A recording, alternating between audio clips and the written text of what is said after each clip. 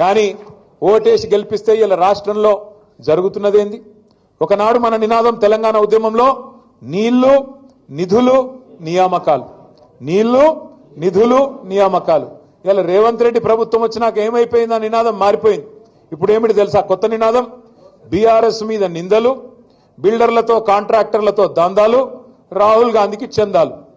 నిందలు దందాలు చందాలు, నీళ్లు నిధులు నియామకాలు లేదు, నిందలు దందాలు చందాలు. తెల్లారి లేస్తే ఎవరిని దోసుకోవాలా, ఎవరిని ఎట్లా బెదిరించాలా, ఎవరిని తోలు వలిచి పైసలు వసూలు చేయాలా, ఎట్లా ఢిల్లీకి డబ్బులు పంపాలా.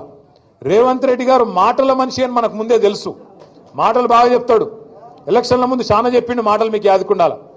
మాటల మనిషి అనుకున్న మానాడు కానీ మూటల మనిషి అని ఇప్పుడు తెలుస్తా ఉన్నది. అప్పుడు చంద్రబాబు నాయుడు మూటలు మోసిండు, యాదుకుండాల మీకు. ఓ నల్ల బ్యాగులో దొరికిండు కదా, యాదుకుందా? ఇప్పుడు ఏమో ఢిల్లీకి మూటలు మోస్తున్నాడు. తేడా ఏమీ లేదు. మాటల మనిషి మూటల మనిషి అయిపోయినాడు.